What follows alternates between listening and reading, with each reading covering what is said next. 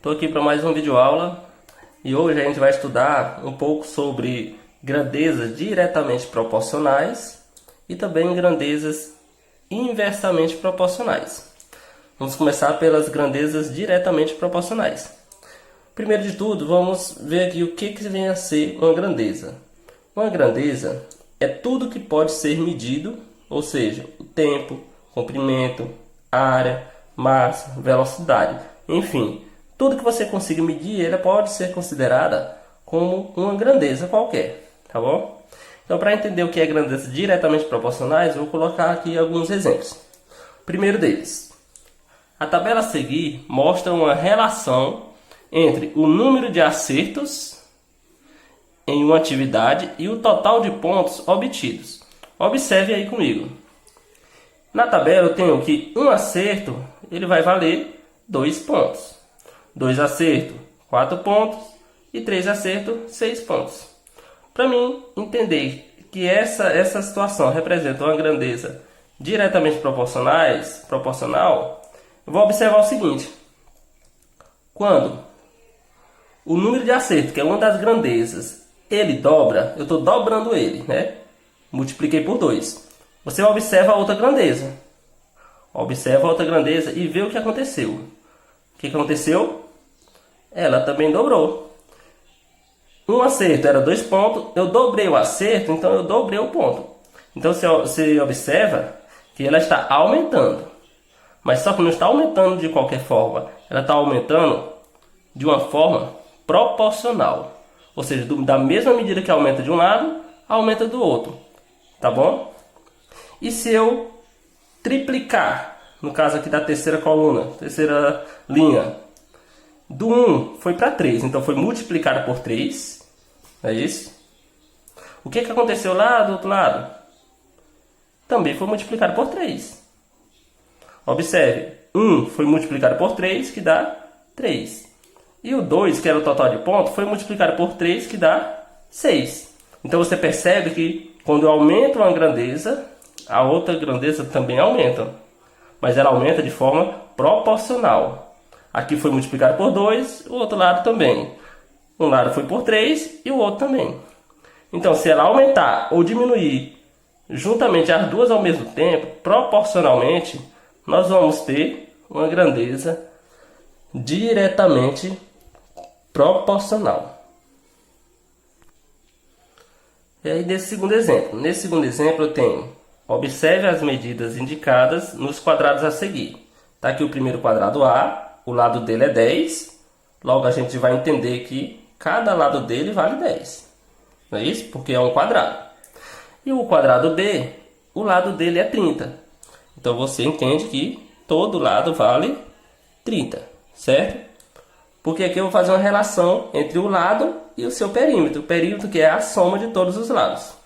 Então no primeiro quadrado, o lado dele é 10. Então o perímetro vai ser 40. No segundo quadrado, o lado é 30. Então seu perímetro vai ser 120. Aí eu montei essa tabela. O lado e o perímetro. Duas grandezas separadas. Aí essa situação ela vai representar uma grandeza diretamente proporcional. Vamos ver. Se eu aumentar a grandeza lado, o lado está aumentando de 10 para 30. O outro lado da grandeza do perímetro vai aumentar também? Vai, professor. Ela está aumentando dos dois lados. Beleza? Mas ela está aumentando proporcionalmente. Então, você vai procurar se ela está aumentando, ela está sendo multiplicada por algum número. O 10. Para transformar 30, para virar o 30, né? Vou fazer uma multiplicação. 10 vezes 3. 10 vezes 3, 30. Correto? Então, verifica do outro lado. Se eu multiplicar por 3 do outro lado, 40 vezes 3, 120. Então, deu correto. Um lado aumentou, o outro lado aumentou. E aumentou proporcionalmente. Então, é isso, né?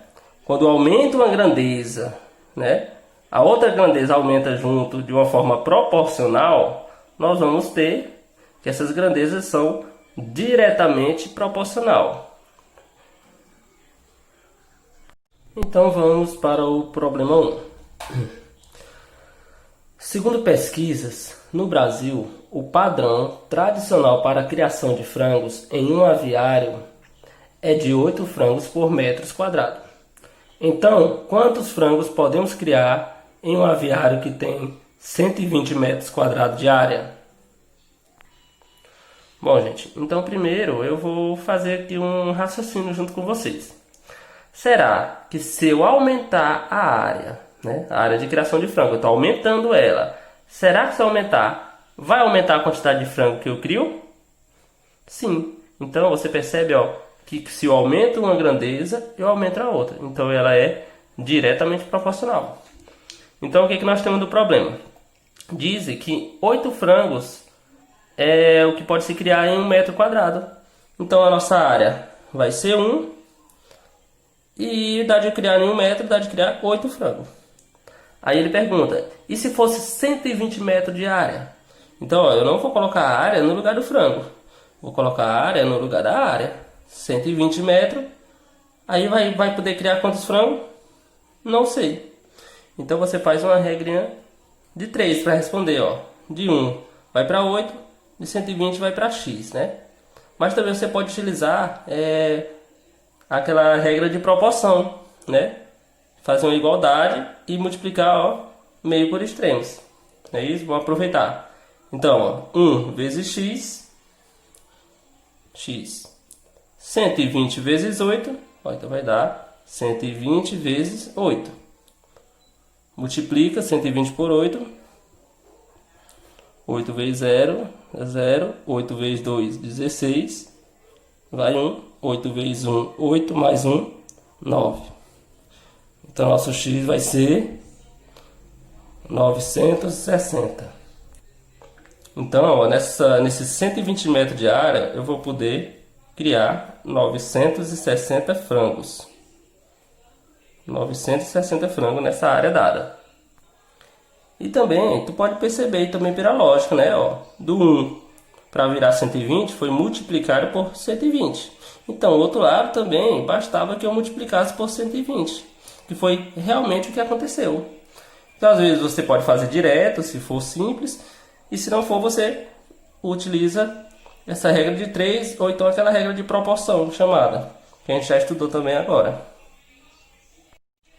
E o problema 2. De acordo com a pesquisa de uma companhia de água, uma família com 3 pessoas consome 13,2 metros cúbicos de água por mês.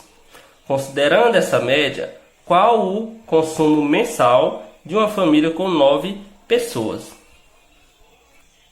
Então, novamente, tu pode primeiro pensar o seguinte: será que quanto mais pessoa, mais consumo? Será que consome mais água? De acordo com essa média? Sim. Então, você pode fazer uma tabela, você pode fazer uma regra de 3, da maneira que achar melhor. O que importa é que eu sei que uma família com 3 pessoas, não é isso? Ó? Vou botar aqui a 3 pessoas, vou botar aqui esse lado das pessoas. Elas consomem quanto? Consomem 13,2. Aqui é o consumo dela de água. E o que mais? Qual o consumo mensal de uma família com 9 pessoas? Então, nas pessoas eu vou colocar 9 e aí eu vou descobrir qual é esse consumo. É isso? Posso fazer a razão, né? Ó, 3 sobre 9 é igual a 13,2 sobre x. E multiplicar meio por extremo, se eu vou conseguir. Mas também você pode, ó, ser mais esperto e ver o que acontece. Nesse caso, ó, porque dá certo, você pode fazer isso. O 3 para 9, ele foi multiplicado por 3. Ó, 3 vezes 3, 9, então basta eu multiplicar por 3. Como eu não sei o resultado, eu vou multiplicar.